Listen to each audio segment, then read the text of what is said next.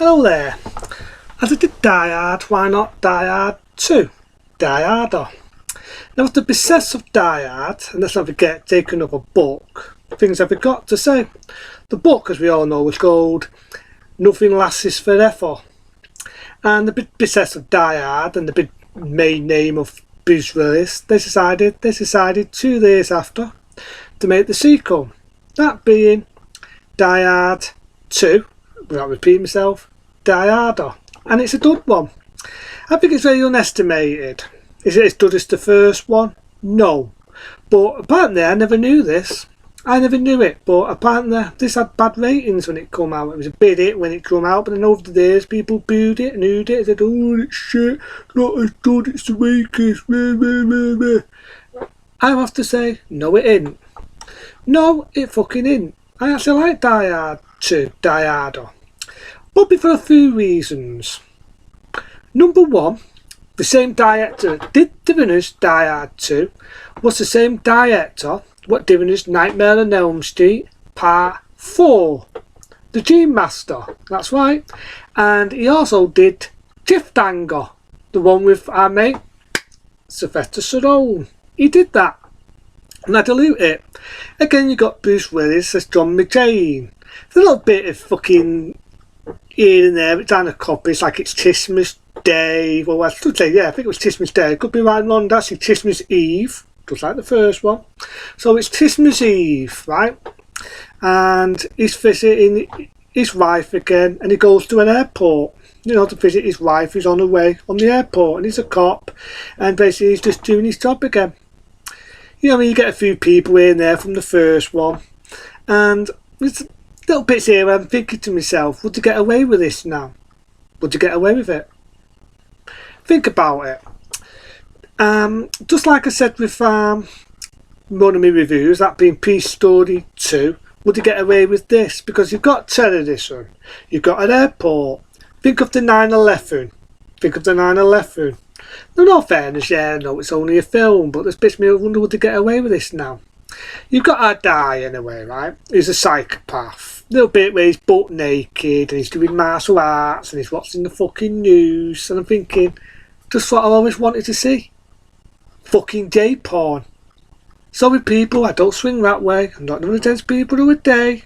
I've got mates who are gay. But do I really want to see a guy who's bare ass naked doing fucking martial arts like he's the fucking Karate Kid? But you know, it is what it is. He's trying to look badass. And this guy is a criminal, he's like a terrorist, and he's getting moved to one airport to the other. That's when Bruce Willis realises what's going on. And he breaks out and basically dies holding people in an airport as hostage, you know, when he's killing people on the way. I don't feel sorry for one guy, he's an old guy, he works in a church, and they do him in just so they can take over the fucking airport.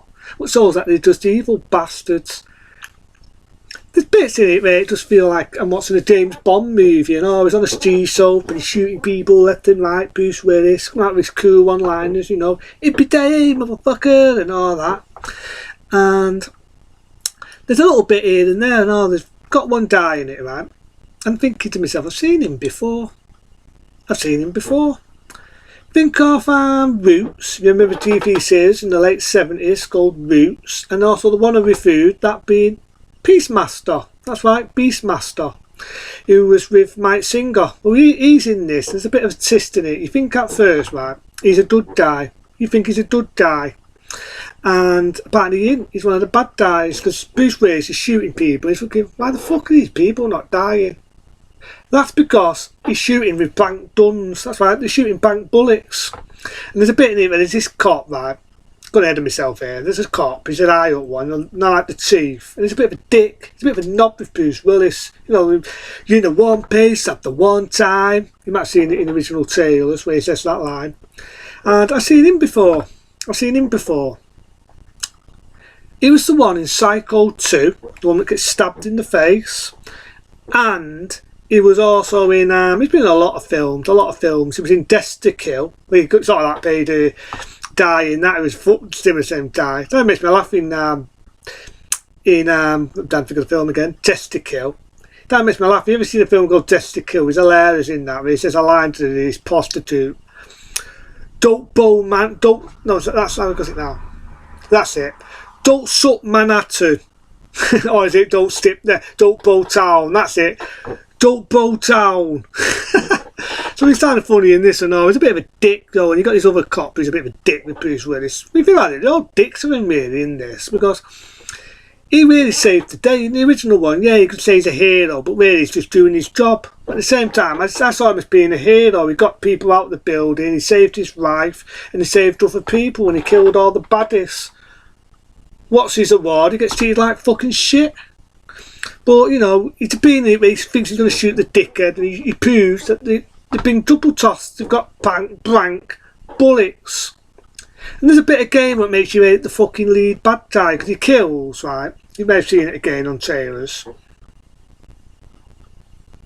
He kills innocent people. He look at it on purpose, he gets a machine, makes the fucking pirate think that they're tied in the airplane, and he on purpose he makes them, trash the airplane and kill innocent fucking people, just to say that, yeah, I can do that, I've got the fucking power.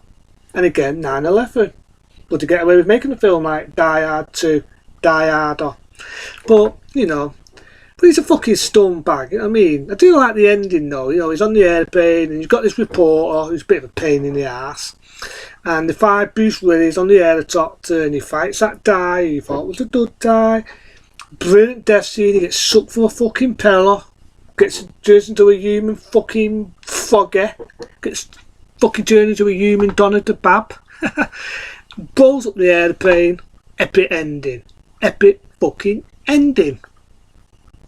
So I like Die Hard 2, Die Harder. I like it, I don't think it was a bad film. You know, you got the same director what doing us, like I said, Jeff Danger, and doing us Nightmare on Elm Street Part 4. The Dream Master. There are bits here and there where I do feel it's kind of copies from the first, so you know, you see his wife, was he really needed? Pretty to look at again. You got that reporter who was a bit of a dick in number 1. And you got things on the way, you know what I mean? It's just similar. I have to say the wife gets out of it, she gets out of the aeroplane, she hugs Bruce Willis, and they walk off in the snow. And it does snow in this, but then it goes with that song. They used the same song from the original, you know. Let it snow, let it snow, let it snow, which I like. So Lethal Weapon 2, it's a good one. Again, just like the original, it's one of them you can watch near Christmas time. Yeah, I didn't think it was needed as another Christmas, but I like the idea that it was done in an airport. Made it a different known. Didn't fuck about, and it was a slow beat, it was a fast beat. You know, we shot the baddies, it was straightforward. You know, he smacks the fucking one who's a fucking scumbag terrorist. Bruce Willis proves he's still a badass. You know, it launched the next one being Die Hard, The Revengeance, and then all the others followed on afterwards. So that's Die Hard 2, Die Harder, and I'll do other things on the way. Until then, see you later.